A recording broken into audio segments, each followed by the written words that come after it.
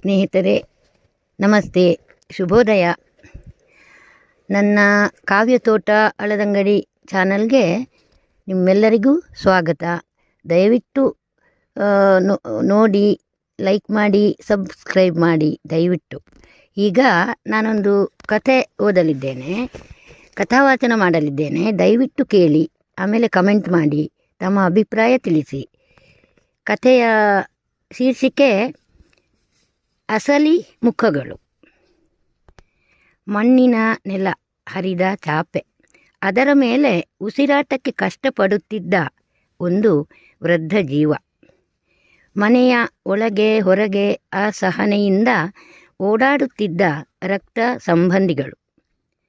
ಚಿನ್ನಮ್ಮ 4 ಮಕ್ಕಳ ತಾಯಿ, 2 ಹೆಣ್ಣು ಮಕ್ಕಳು, 2 ಗಂಡು ಮಕ್ಕಳು. ಎಲ್ಲರಿಗಿಂತ ಚಿಕ್ಕ ಮಗ ತನ್ನ 30ನೇ ವಯಸ್ಸಿನಲ್ಲೇ ಒಂದು ಅಪಘಾತದಲ್ಲಿ ತೀರಿಕೊಂಡಿದ್ದ. ಅವನ ಹೆಂಡತಿ, ಮಗು ತವರು ಮನೆಯಲ್ಲೇ ಇದ್ದರು, ಏಕೆಂದರೆ ಮಗ ಅವರ ಮನೆ ಅಳಿಯನಾಗಿದ್ದ. ಚಿಕ್ಕ ಸೊಸೆ ಮಗುವಿನೊಂದಿಗೆ ಸಮಯ ದೊರೆತಾಗಲೆಲ್ಲ ಬಂದು ಅತ್ತೆಯ ಕ್ಷೇಮ ಸಮಾಚಾರ ವಿಚಾರಿಸುತ್ತಿದ್ದಳು. ಹಾಗೆ ಮನೆಗೆ ಬೇಕಾದ ಸ್ವಲ್ಪ ದಿನಸಿ ಸಾಮಾನುಗಳು, ಒಂದಿಷ್ಟು ತಿಂಡಿ ತಿನಿಸುಗಳು ಕೊಟ್ಟು ಹೋಗುತ್ತಿದ್ದಳು. ಅವಳಿಗೆ ಇಲ್ಲಿ ಉಳಿದುಕೊಳ್ಳಲು ಸಾಧ್ಯವಿರಲಿಲ್ಲ, ಏಕೆಂದರೆ ಅವಳ ತಾಯಿ ಹಾಸಿಗೆ ಹಿಡಿದಿದ್ದರು. ಇನ್ನೊಬ್ಬ ಮಗ ಬಾಲ್ಯದಿಂದಲೇ ಮನೋವೈಕಲ್ಯದಿಂದ ಬಳಲುತ್ತಿದ್ದ.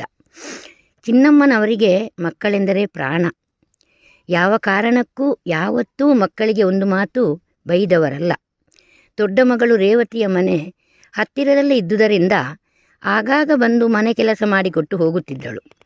ಚಿಕ್ಕ ಮಗಳ ಮನೆ ಸುಮಾರು 40-45 ಮೈಲಿ ದೂರ ಇದ್ದುದರಿಂದ ಅವಳು ಅಪರೂಪಕ್ಕೊಮ್ಮೆ ಬಂದು ಹೋಗುತ್ತಿದ್ದಳು. 2 ಹೆಣ್ಣು ಮಕ್ಕಳಿಗೂ ಬೆಳೆದ ಮಕ್ಕಳಿದ್ದಾರೆ. ತಕ್ಕ ಮಟ್ಟಿಗೆ ಅವರವರ ಜೀವನ ಚೆನ್ನಾಗೇ ಇತ್ತು. ಈ ಬಾರಿ ಕಾಯಿಲೆ ಬಿದ್ದ ಚಿನ್ನಮ್ಮ ಗುಣಮುಖರಾಗಲೇ ಇಲ್ಲ.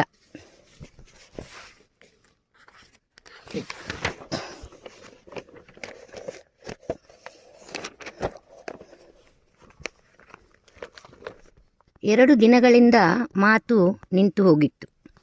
ದೊಡ್ಡ ಮಗಳು ರೇವತಿ ತನ್ನ ಮಕ್ಕಳೊಂದಿಗೆ ಇಲ್ಲೇ ಬಂದು ಉಳಿದಿದ್ದಳು.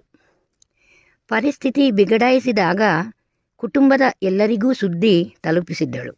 ಈಗಲೋ ಇನ್ನೊಂದು ಕ್ಷಣವೋ ಉಸಿರು ನಿಲ್ಲುವಂತಿದೆ, ಬೇಗ ಬಂದು ಬಿಡಿ ಎಲ್ಲರೂ ಎಂದು.